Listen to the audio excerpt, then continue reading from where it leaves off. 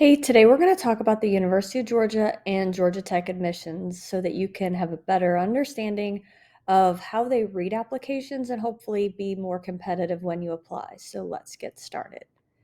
So, first, I want to introduce myself. My name is Monica Meng, and I am a college counselor. I started working with students back in 2013 when I started volunteering at Milton High School. That's a high school that's a suburb of Atlanta, Georgia. I later went on to become the College and Career Center coordinator at that high school, and then I also started working independently with students at that time. My goal when I work with families is to minimize stress for students. I also want to clarify the process for everyone involved because there are so many aspects of it that people just don't really understand. And then I want to give parents peace of mind. As the parent of two college students, one who graduated in 2020 and one that's about to graduate in a couple weeks, I know how unnerving it can be when you just want to make sure that everything is taken care of for your child. And I hope that today this presentation will do just that for some of you.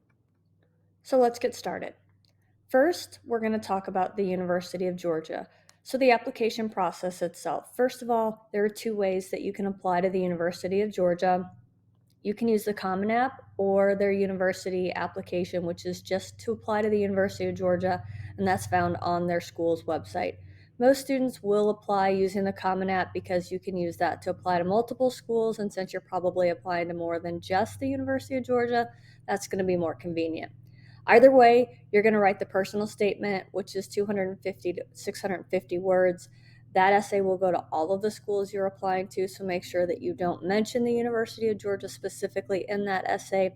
There are 7 prompts that you can choose from. This presentation will not discuss how to address the prompts or how you're going to attack that essay. Just know that you need to be intentional and the schools need to learn something about you.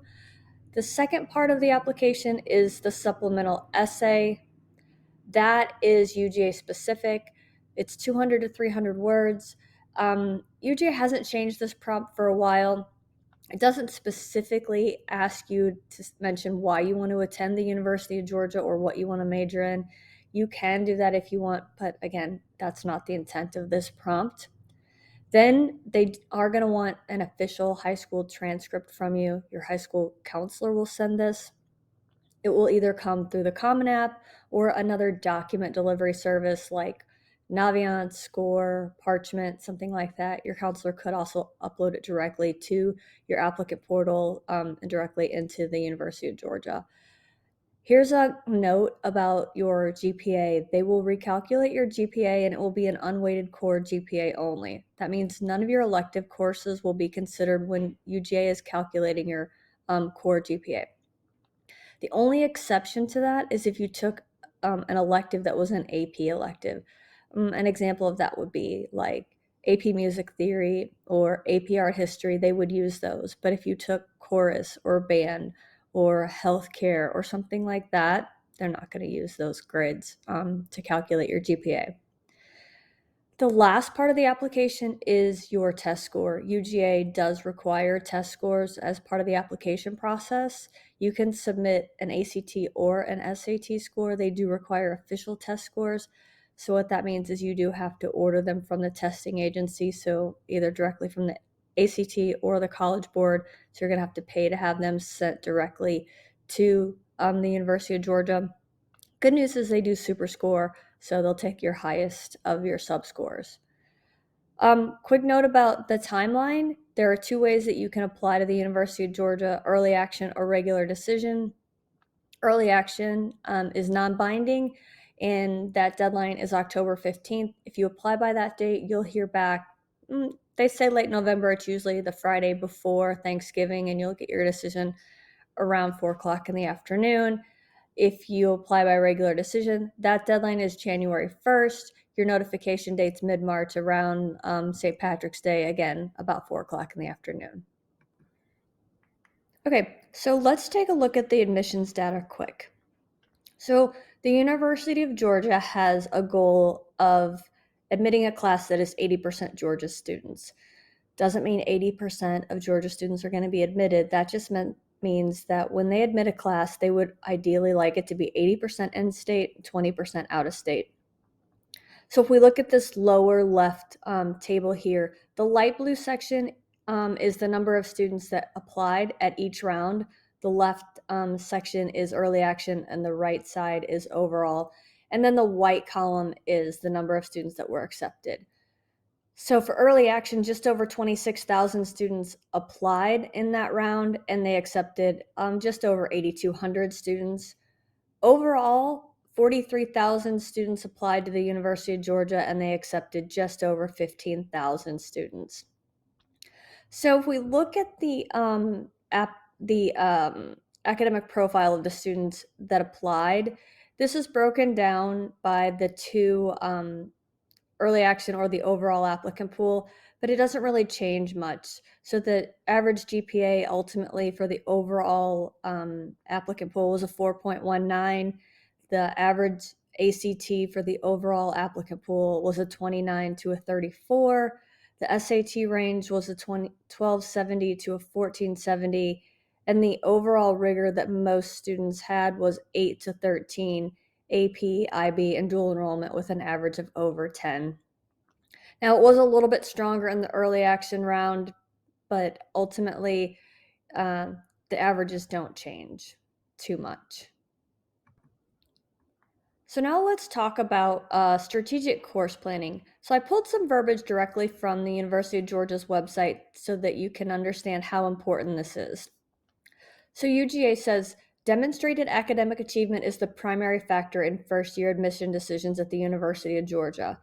They go on to say the academic review of first-year applications center on several criteria: the student's grade point average in core academic courses, the rigor of the student's course selection, and his or her best combination of scores on the ACT or the SAT. So let's break that down. The first thing is the take challenging coursework. They said it in that statement. They need to see that you're challenging yourself. So while your GPA is important, they do not want you to go through high school taking all on-level courses and get a 4.0. That's not the goal. They want to see you challenge yourself, but you can focus on courses that interest you. Don't feel like you have to go and take AP courses across the board and take everything that's available to you. Take the AP courses or the rigor in places that you are interested and that you feel like you can do well, because your grades do matter. Number 2, take core coursework all 4 years. Yes, those are the grades that they're going to use to recalculate your GPA, but the other part of that is they don't want to see a gap in core subject areas coming into college. That's English, math, science, and social studies. They want to see that you're staying proficient in them coming into college. And then number 3, don't fall victim to a reduced senior schedule. This sends them the wrong message, and it could put you at a disadvantage in your cohort. So when you're applying to the University of Georgia, your first competitive applicant pool is the students that you're applying against in your high school. So you don't want to immediately become at a disadvantage because your peers are taking a full schedule and you are not. So don't do that. Just take a full schedule even if you don't have to. Moving on, let's talk about testing. So Georgia and testing is a little bit different than other schools. You may hear people say that Georgia is an ACT school. It does not mean that they prefer the ACT over the SAT. They honestly don't have a preference. You can take whichever test suits you best and submit that. The reason they say that is because most students who are applying to the University of Georgia do take the ACT, and that's the test that they submit. But it's important that you understand how Georgia reads and considers the ACT when you're submitting that test score. So all of the data that you saw in the previous slides was referring to a composite ACT score, and that's because that is how standard practice requires that they represent that data. But that's not really how they use it when they're reading applications. When they're reading applications, they focus on your subscores, and that's the English and the math only. So when you're trying to consider whether or not you should continue testing, you need to look at your English and math subscore and then compare those to your peers, and then consider, are those two subscores what they need to be, and not get distracted by your composite. So let's look at a couple examples to help you understand that. So in this scenario, both of these students have a 32 composite. And so I'll hear this all the time. They'll say, hey, so-and-so had a 32 and this other kid did as well, and one got in and one didn't. And my response will be, well, that doesn't mean anything to me because without the subscores, I can't really use that information. So the student on the left had a 32 composite. Their English score was a 32, their math was a 28, their reading was a 34, and their science was a 33. Those are all solid scores, and for many institutions, those will be fine.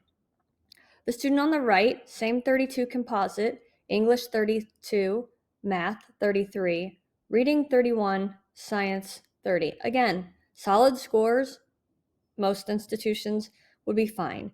At the University of Georgia, these two students might not be read the same. And in this scenario, the student on the right might have an advantage simply based on that math score alone. Now, you got to remember, this is simply one data point, and there are many other aspects to that academic read. So this point alone is not enough to say this student would be admitted over the one on the left, but this single data point here would be one that if this student came to me and said, if the student on the left came to me and said, do I need to continue testing? My recommendation would be yes. I think the math score needs to be higher to get into the University of Georgia. Okay, let's talk about decisions quick. So in 2023, we talked about it earlier, total applicants were 43,000. That was up 10% from 2022. They admitted just over 15,000. That's a decrease from 2022, down just over 7%. They admitted students from 42 countries, 49 states, plus DC and Puerto Rico, and 146 Georgia counties. So early action round, there are 3 possible decisions that you can get. You can be accepted, you can get denied, or you can get deferred. If you get deferred, you'll go into the regular decision round, and then you'll automatically move into that decision tree.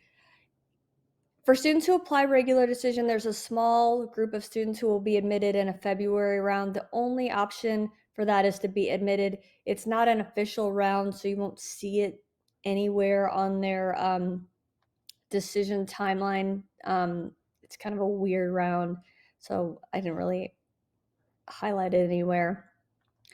From regular decision, again, 3 possible scenarios.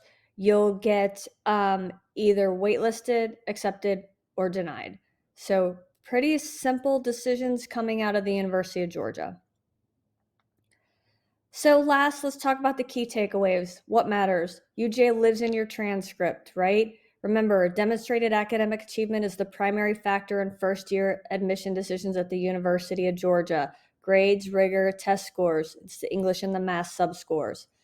Who is your competition? You're evaluated within your cohort. That is the students within your high school. You'll hear people say there are quotas. There are no quotas. Yes, they're going to admit a finite number of students from your high school, but that's kind of based on the academic profile. It's not based on a specific number. Early action, your GPA is only through the end of your junior year, okay? Early action testing has to be done by October 15th. The last day to test for the ACT this year is September 9th. For the SAT is October 7th. The read is primarily academic. It's always focused on academics, but the essays probably play a lesser role in this round.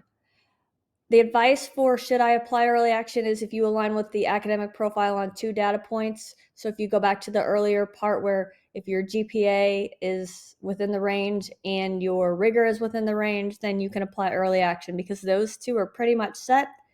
The only real variable at this point could be testing. So if you happen to still be testing and your test scores are kind of on the line, early action might be an option for you. Takeaways from regular decision. First semester grades can be considered, right? They'll be incorporated into your application. You can continue testing through December. The last date for the ACT is December 9th. Last date for the SAT is December 2nd. It's a holistic review. So the essays and institutional priorities are considered a bit more. So you definitely will see, that's why you see some of the expansion of the academic profile because they are looking at different factors because they have more time and the read is a little bit more comprehensive. So that wraps up the University of Georgia, and now we're going to move on to Georgia Tech. So we're going to talk about the application first. Only one way to apply to Georgia Tech, and that is on the Common App. So as I mentioned earlier, if you are doing the Common App for the University of Georgia, it's the same application for Georgia Tech. Same personal statement, again, which is why I mentioned don't mention the University of Georgia in that essay for the personal statement because Georgia Tech will see it and probably wouldn't be too happy if they're reading something about the University of Georgia. Georgia Tech does have a supplemental essay. It's 300 words or less. Their essay is very, very different than the University of Georgia's. Theirs is tech-specific, and it is a Y major essay. It is evidence-based, and it is very important in their process. They are also going to want a transcript from you. It can be an unofficial or an official high school transcript, and they do use a full weighted GPA. They're not going to recalculate. They are just going to take the GPA as it comes on your transcript. Your cohort representative really understands your high school well. They don't need to recalculate your GPA. They can look at your GPA and compare you to your peers in your high school, and they really understand what your grades mean and how you compare. So they don't need to do a recalculation. For test scores, they will take self-reported ACT and SAT test scores, so you can just put them in the Common App, just make sure they're accurate, and they'll take them out of there. You will have to send official test scores if you decide to enroll. They will want to see proof of those test scores, and they do super score. Talking about the timeline for Georgia Tech, these timelines applied to just Georgia students. There's Early Action 1. That deadline is October 17th. Notification date is in December 9th, so you'd find out before Christmas. Regular decision is January 4th with a notification date of March 3rd. Okay, moving on, let's look at the admissions data for Georgia Tech. So overall acceptance rate, in-state's 35%, out-of-state is 12%, so it's good to be a Georgia resident if you're applying to Georgia Tech. So they don't really report the academic profile the same way that the University of Georgia does. This data comes from a data reporting system just so that I could kind of share a little bit of information with you. They do report an average of an A average for the GPA. ACT range is 31 to 34. They do break down the SAT for the evidence-based writing and the math, and that's the ranges.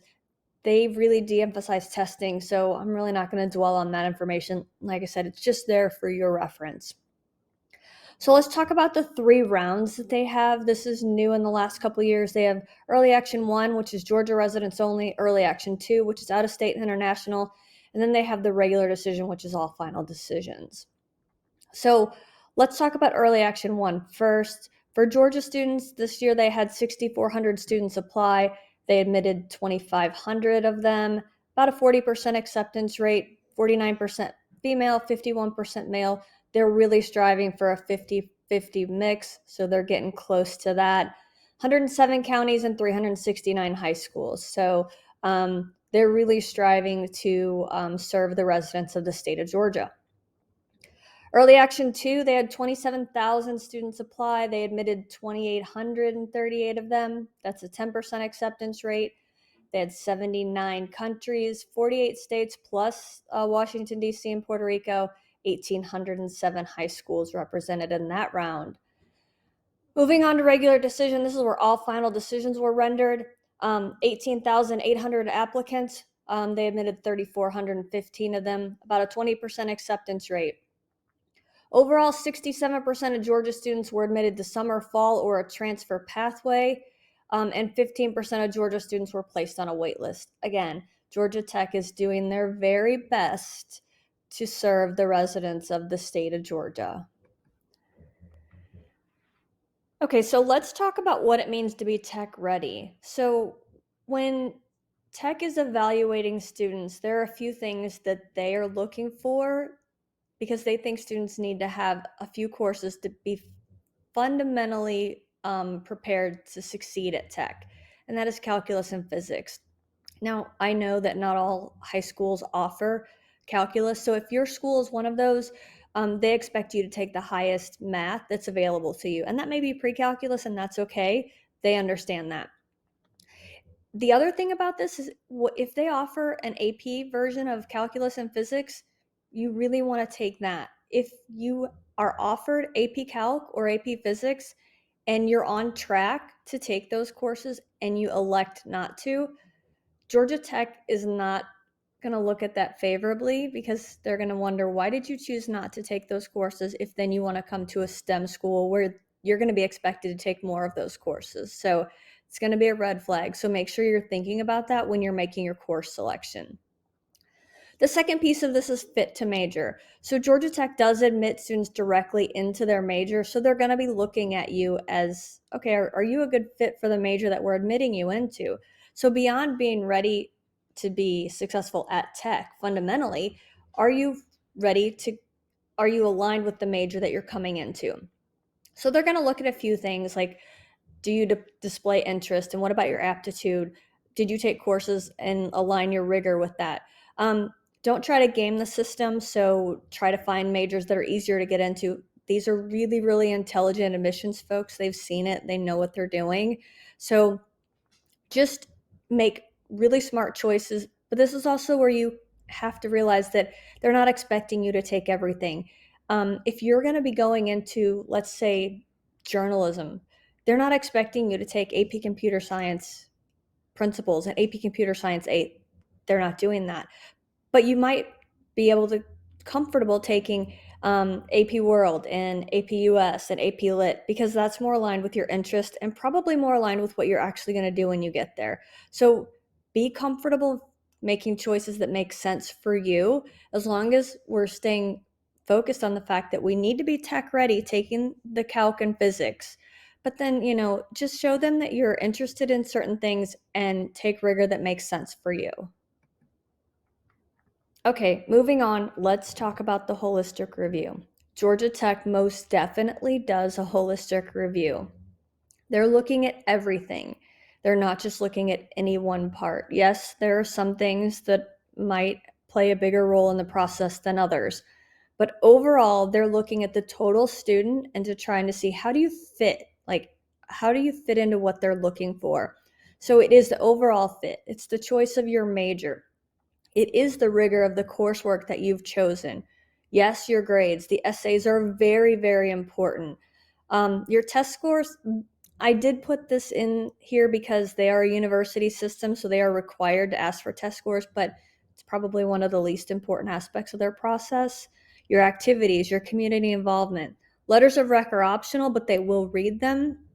So just be mindful of how you're putting together your application and make sure that you're intentional about every single aspect of it, so that Georgia Tech can see who you are as a student and how you will engage with their campus and how you will become a member of their campus community. Now let's talk about how they actually read your application. So your application review is going to take about 8 to 10 minutes total. We didn't talk about this a lot with the University of Georgia because they don't really have a formal process like this. Georgia Tech calls this LARP, the linear application review process. The first one is the initial read. It happens by two people kind of in tandem, a seasonal review staff and your cohort representative. I just actually saw a job posting for some fall readers. They basically work together, well, not actually together, in tandem, to read your application, looking for all the parts and pieces and adding context. Your cohort representative knows your school really well. They are an amazing individual. They are able to put your application in context. It's probably the person who comes to your school and does your presentations. If you have not met with them, I highly recommend that you do that. Like I said, they are an amazing individual. The second part is the general application review. This is the admission committee. This is where a preliminary decision is made. So they're going to look at that holistic review that we just covered. They're going to look at everything, and they're going to render an initial decision. From there, it's going to go out into your intended school of study. Whatever your first major is that you put on your application, that school is going to look at it, and then they're going to apply some, well, they call it shaping. But basically, they're going to look at the major, they're going to look at the applicant pool, and they're going to make some decisions that are based on institutional goals. And then that's where your final decision is going to come in. It's a very difficult process to predict because so many parts of this are out of your control. Obviously, your preparation is completely in your control, but many aspects of this have to do with Georgia Tech's institutional goals and then the other students who are applying. So you need to just understand that and just, build a good college list and then keep an open mind and then just be positive. All right, so here's the contact information to get you connected to Georgia Tech, and then myself if you need anything. So the University of Georgia's admission site, their blog, which is amazing, and then Twitter. Same thing for the university or for Georgia Tech, their admissions, their blog, and then their Twitter. And then for me, it's my website, my blog, and then for me, it's my TikTok. So if I can help you with anything, for sure, reach out. Both of these schools have amazing resources, and they just do a great job of communicating with students, and I think they're both amazing options.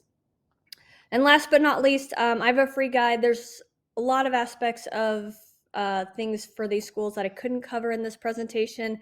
So if you want to grab the guide, there's more. There's the key takeaways, bonus information. There's some Common App tips, just a bunch of things that you can grab in there. So just if you want that, go ahead and grab that. But that's it for today. Good luck with everything and best of luck with your applications.